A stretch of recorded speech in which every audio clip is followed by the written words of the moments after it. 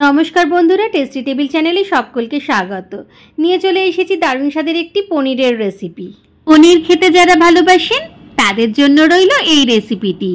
Chinese স্টাইলে তৈরি পনিরের এই রেসিপিটি ফ্রাইড রাইস, রুটি, তন্দুরি রুটি সব কিছুর সাথে কিন্তু অসাধারণ লাগে। চলুন দেখে নেওয়া যাক রেসিপিটি। প্রথমে একটা পাত্রে আমি পনিরগুলো নিয়ে নিচ্ছি। পনিরগুলো আমি এখানে স্কোয়ার শেপে কেটে নিয়েছি। এইবারে পনিরগুলো আমি কিছু মশলা দিয়ে ম্যারিনেট করে রাখবো আধ ঘন্টার জন্য। এর জন্য নিয়ে নিচ্ছি ছোট চামচের 1 চামচ গুঁড়ো লঙ্কা, ছোট চামচের 1 চামচ কাশ্মীরি লঙ্কা, সামান্য নুন আর বেশ কিছুটা পরিমাণে গোলমরিচ গুঁড়ো, আর দিলাম 1 চামচের মতো সয়া সস। শেষকালে মাখিয়ে নেওয়ার জন্য দিলাম 1 চামচ কর্নফ্লাওয়ার। এইবারে পনিরগুলো আমি ভালো করে এই মশলাগুলোর সাথে মাখিয়ে রেখে দেবো আধ ঘন্টার জন্য। খুব ভালো করে মাখিয়ে নিচ্ছি যাতে পনিরের গায়ে সব মশলাগুলো লেগে যায়। কাজটা সাবধানে করতে হবে, না হলে পনিরগুলো সব ভেঙে গুঁড়ো গুঁড়ো হয়ে যাবে।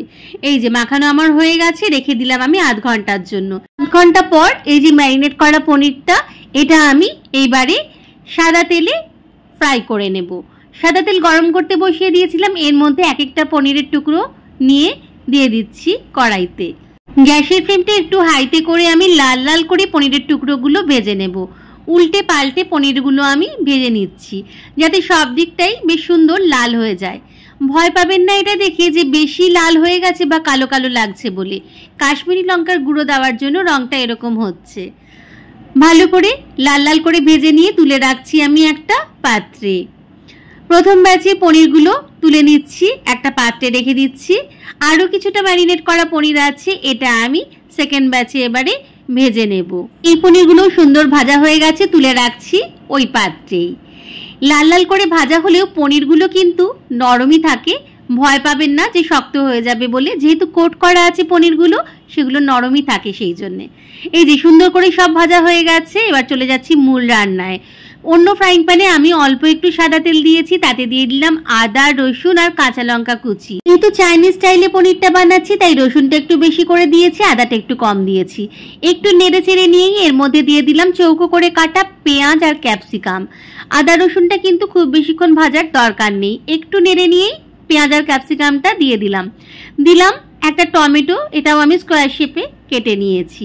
এবারে সব কিছু একটু নেড়ে চেড়ে নিচ্ছি মিডিয়াম টু হাই ফ্লেমে।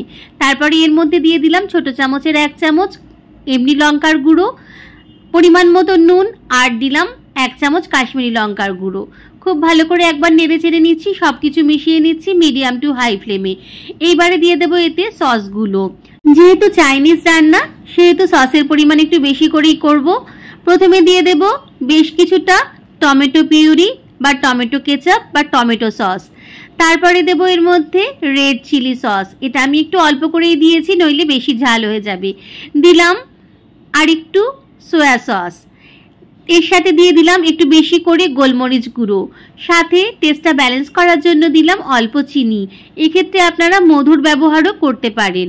খুব ভালো করে সব কিছু আরও একবার মিশিয়ে নিচ্ছি যাতে সসগুলো খুব ভালো করে মিশে যায়। একটু নেড়েই আমি এর মধ্যে দিয়ে দেবো এবারে ভেজে তুলে রাখা পনিরগুলো এবারে মশলা বা সসের সাথে আর পেঁয়াজ ক্যাপসিকাম সব কিছুর সাথে খুব ভালো করে ভেজে নেব মিডিয়াম টু হাই ফ্লেমে। 5-7 মিনিট একটু খুব ভালো করে সব কিছু নেড়ে চেড়ে নেব যাতে সব কিছু খুব ভালো করে মিশে যায়, সসগুলো যাতে পুরোপুরি পনিরের গায়ে লেগে যায়। ভাজা আমার হয়ে গেছে। এরপরে দিয়ে দেবো এতে একটা পাত্রে আমি 1 টেবিল চামচ মতো কর্নফ্লাওয়ার গুলে রেখেছিলাম জল দিয়ে, সেইটা আমি দিয়ে দিলাম। এই কর্নফ্লাওয়ারটা দেওয়ার জন্য এর টেক্সচারটা বেশ ভালো হবে। একটু ঘন হয়ে গেছে, 2-3 মিনিট ফুটিয়ে নিয়েছি। রেডি হয়ে গেছে চাইনিজ স্টাইলে তৈরি অসাধারণ স্বাদের একটি পনিরের রেসিপি।